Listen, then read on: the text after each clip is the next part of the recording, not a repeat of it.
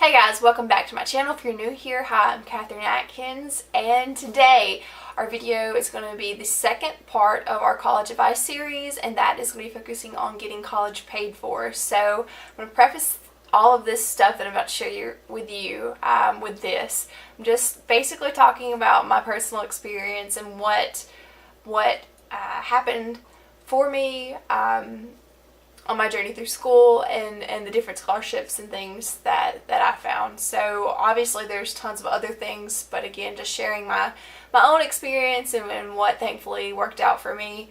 So I was fortunate enough to get college paid for.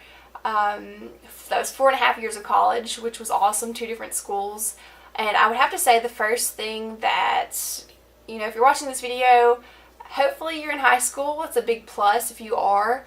Not that, granted, if you're in college, there's still hope for you too, but if you're in college, or high school, start working and focusing really hard on your grades if you're not already doing that. Now, I know that is a big, duh, but if you're not taking your grades seriously, or even maybe your school involvement, like sports or clubs or whatever, start doing that and start being a part, because all of this participation and hard work is really going to pay off down the road. From your end of high school going into college, you're really going to see a lot of reward for that participation with your grades. I know I don't have to sit here and tell you that, the better your grades, the more likely you're going to get scholarships, and the potential for those scholarships to be greater are going to be. And even with involvement in clubs and things, people like to know that you're participated and committed and you're a hard worker. So the more that you put yourself into school and plug yourself in, the more likely for you to get those scholarships. So for me, when I was in high school, I studied really hard. I worked really hard on my grades, and my high school experience was a little weird with grades, GPA specifically. It's really weird talking about it because I know there's probably not going to be anybody else's school that was like this. So with our school, if you had a 4.0, you were the valedictorian. And the reason they did this, because they really didn't do, at this time, I don't know what happened in previous years, but they didn't really do historian, salutatorian, any of that other stuff. They just did valedictorian, and usually you would get maybe one or two, maybe 3 people with 4.0s. And so I don't know if just people never went to the same school, so it worked out. But they would say that you were the valedictorian, and so you would get a good scholarship when you went to college. When I graduated, there were 6 people with 4.0s, myself included, and they were going to remove the credentials for receiving valedictorian, and thankfully, they changed it the year after we graduated because of what happened. But myself and the other 5 people that graduated with 4.0s, thankfully, none of us went to the same schools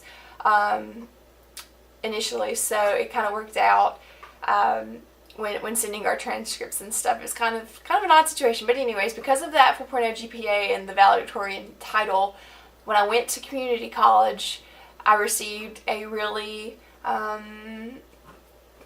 good scholarship for those grades. Now, I was a terrible test taker in school, so when it came to ACT is another great way to get good scholarships. I was a terrible test taker, and so my ACT score sucked, and so I didn't get any scholarships for that test score. However, because of my good GPA and receiving the valedictorian title in high school, I was able to get good scholarships, and so I really didn't sweat the ACT score all that much because of my GPA. But for you, maybe your GPA is really good and you're able to get salutatorian, valedictorian, historian, whatever, and get that title. That's going to be a great way for you to get scholarships for your grades, and also your ACT score. Now, I know in other schools they do different tests. I don't know if it's what is it, PSAT? There's another test that you can take when going to college.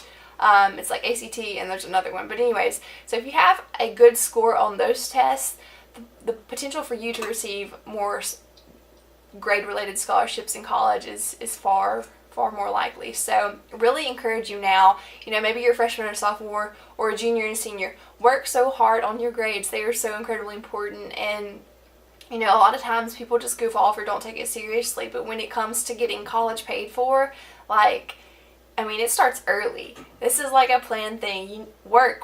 It's so important. And the better you do, the more reward you're going to get for all of this hard work that you've put into school. You're going to get back what you put into it. I promise you. So when it comes to clubs and stuff, that was something else that I mentioned for high school. Depending on what you're involved in, that can go into college. So for me, I was in band, and specifically I played the oboe. And so when I went to community college, oboes don't march. So for football season, I was able to get plugged in with the dance line. So I received a scholarship for that. And then come springtime during concert season, I also received a scholarship for that. So for me, it was band. For you, maybe you're involved in soccer or tennis or something, and you can go to school and you can play and receive scholarships for those activities. If you're maybe in their athletics, there are also different clubs that you might receive scholarships for. There's all kinds of stuff. So if that sounds like you really, just work on your skill and look and see what your college or community college has to offer, and maybe see if your coach or your advisor for that club can speak to, whoever's in charge of the college and see, maybe they can work something out for you there. Something else that I would advise you to do if you're in high school, go and talk to your guidance counselor or advisor, whoever is helping you kind of bridge that gap from high school to college. If they haven't already told you about them, they are probably aware of some scholarships, whether that's through the community, or there's always those obscure scholarships that not a lot of people know about, but people want to give students money to help pay for college. It's just a thing, thankfully. And so go and talk to your guidance counselor. They might be aware of some stuff, and if they are, they'll help you with that. And if they're not, maybe they can point you in the right direction to go and find some of those scholarships. And those are going to be through the community. Maybe it's alumni at your high school. There's all kinds of stuff just in your town alone. And with the way we're so lucky, we really are, to have technology these days. Growing up, it's an advantage we had that our parents did not. But you can go online and find tons of scholarships, all kinds of different scholarships. Some that are a little odd, but they still pay.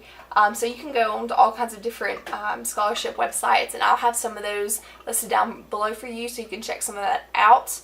But there seriously is, there are tons of scholarships for you when you are about to, getting ready for the big jump, headed into college.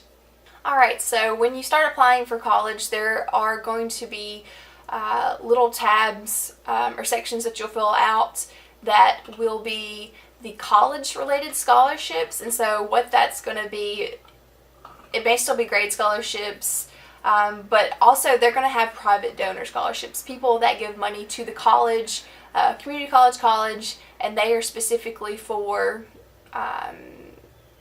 they're for you. Some of them will have specific requirements that you have to meet. So for my county, a lot of people would donate money for students that lived in my county, and so they were specifically for students in this area.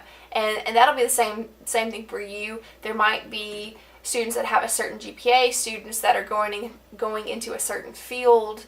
There are endless scholarships for these different things. And so you can go, when you apply for your university or community college, you'll see on the website, and you can apply for those scholarships. But here's the thing, I don't think the portal, or application process makes you fill those scholarships out. I may be wrong. So if it doesn't, go and look for that.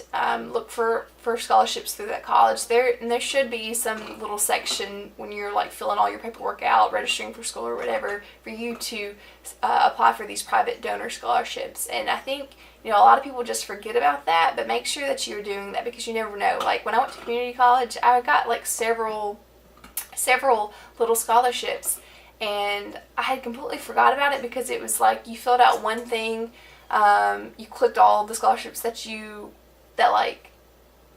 were applicable for, and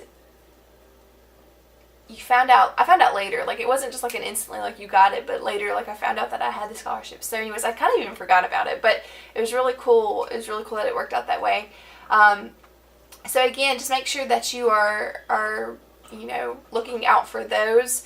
And some of the scholarships are going to be smaller, but here's the thing: do not turn your nose up to any small scholarship, because they're going to add up, and it really does make a difference at the end. That's less money that you have to pay for, less school you have to pay for, and so it's all a blessing. So don't dismiss any opportunity for scholarships. Alright, so I already mentioned like some sports and club scholarships. That's you being involved with the soccer team or tennis or cross country or whatever your school has to offer. You'll get, more than likely, you'll get some kind of scholarship for that, and that totally just depends how big or small those scholarships may be. I mentioned for myself, I was in band, so I did the dance line in the fall, and then I played my oboe during the spring, so I got a really great scholarship when I went, and I did my first 2 years at community college, so I got a great scholarship that ended up paying for most of my school. Something else that I did when I applied for school, I was involved in the Indian delegation. That was a student recruiting I was a student recruiter, so that allowed me more scholarship money, and that was just a great way for me to be plugged into the school. So again, there's all kinds of little things like that. So be looking out for clubs that you could be involved in that might have a scholarship. I know that the Panorama or journalism yearbook staff also offered a scholarship. That might be something that you could do. What else? There's tons of opportunities. So also be looking out for things like that. See, the next thing that you should be aware of, and this is definitely a perk of community college. There was an honor society at my community college called Phi Theta Kappa. I think that name just varies per place or whatever. Anyways, just look out for your community college's honor society. When I transferred or graduated and went to state, because I was in that honor society, you pay like $80, maybe $100 to be in this honor society. I don't know why I quoted that. Anyways, but you paid a little bit of money to be in this honor society, and then when you went to university, I think I got like $8,000 to go on to Mississippi State. And so, again, I know I talked about it in the last video about community college, but you guys, like, that helped so much. And even in the process of going to community college to Mississippi State, some of the scholarships that I got in high school, that I was lucky enough to get in high school, I didn't have to use at ICC because of the band and the Indian delegation.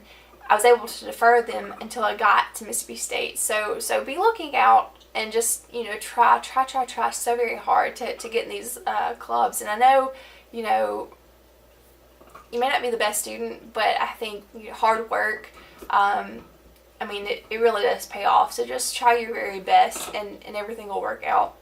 Now, moving on to university, I feel like I'd already gotten a lot of my scholarships done. I wasn't as involved when I got to university, just because I was so focused on my upper level classes, my junior and senior level classes.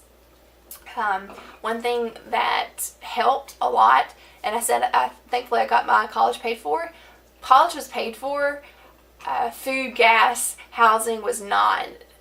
So thankfully my family helped me pay for housing, but about food and gas, I ended up getting a little work study job just to kind of help out, because I went from living like a life of lushness, luxury, Maybe not that dramatic, but I was comfortable at community college. When I got to university, I was so broke, like so incredibly broke. I remember like just like getting all of my like coins, going to the Coinstar and like seeing how much cash I had because I was so broke.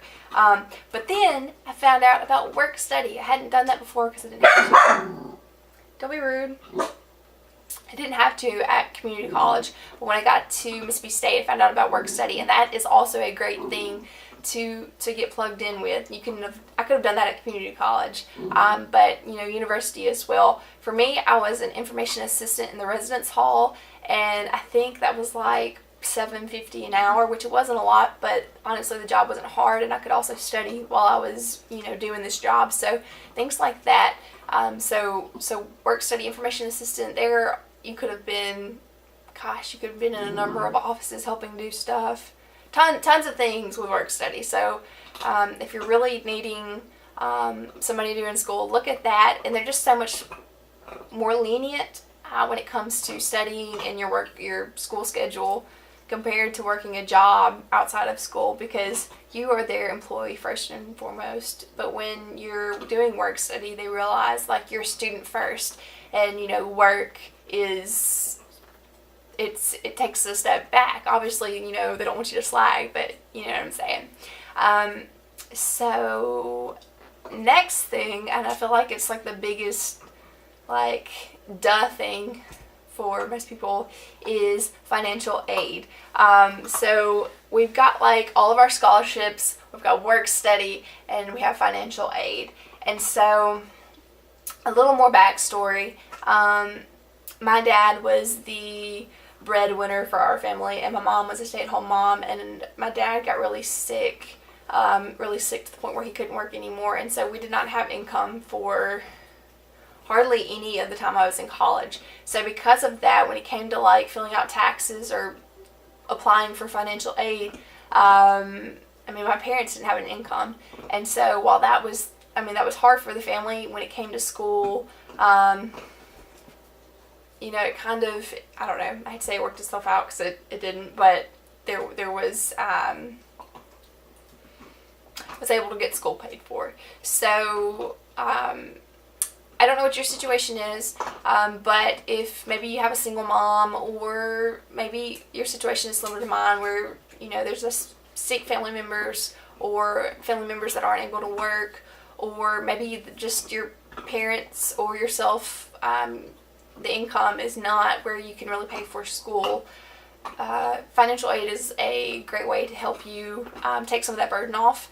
And so make sure you apply for that. I feel like a lot of people, they just, I don't know, like it slips up on them and they just don't get it done. My baby brother being one of those people, he didn't get it done.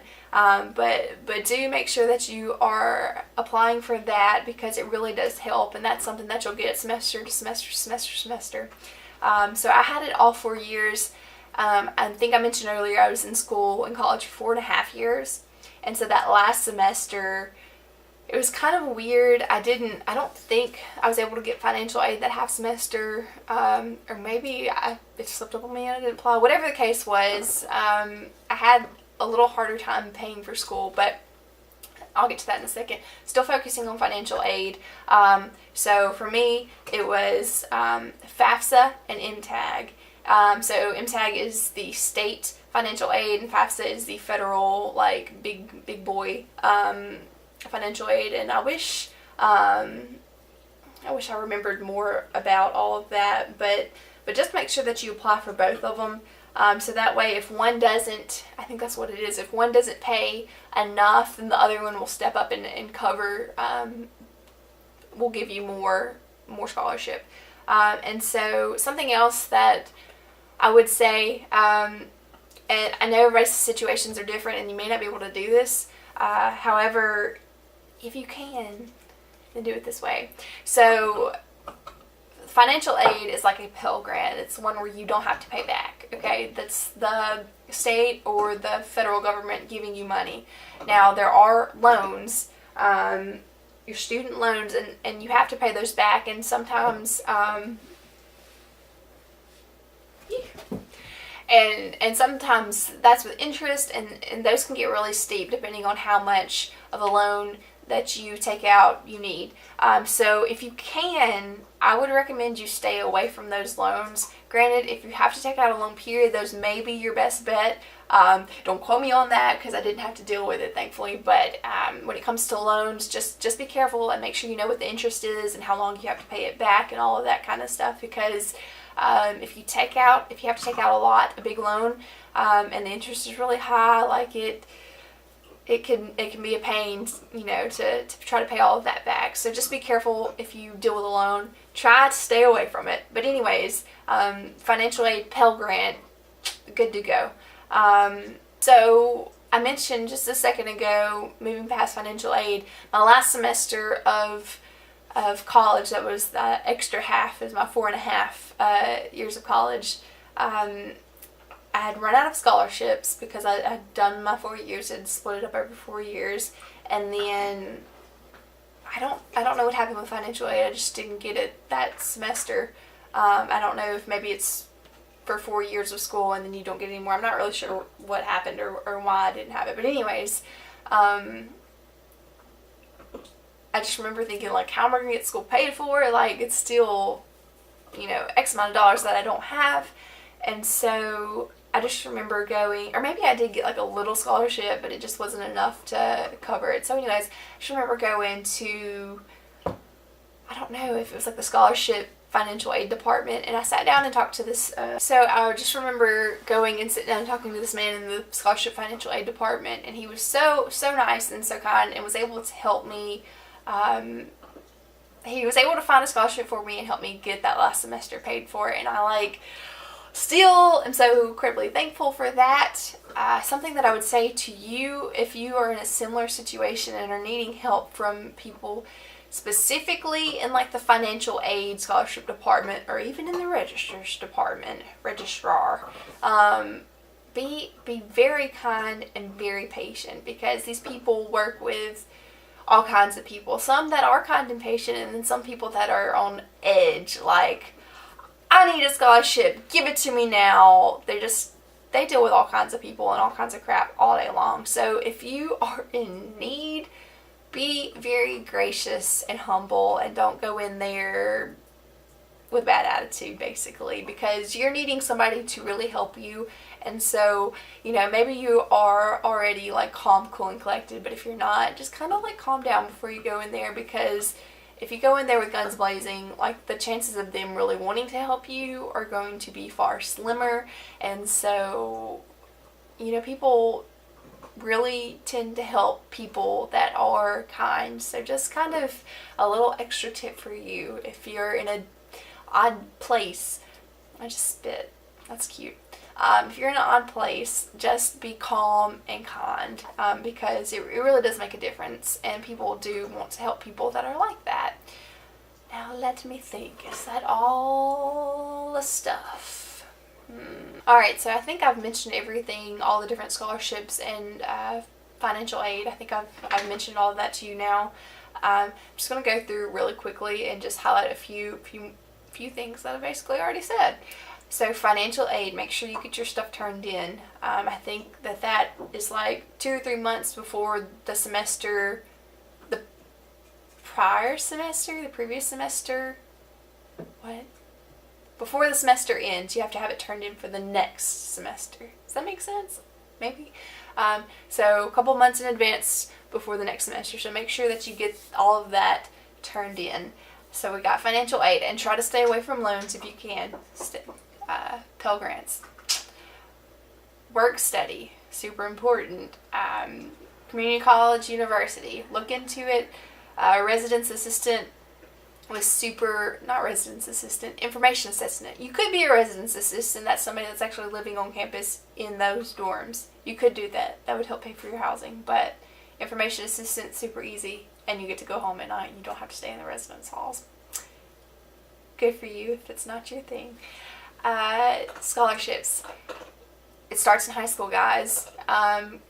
Work really hard on your grades. Be involved, and look for private donor scholarships, because that really helps. Then once you get into college, specifically community college, universities might have something as well. If there is an honor society, look for it, because chances of them having scholarships for you, it's very likely.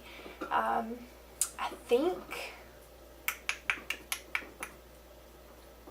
yeah, private donor and honor society.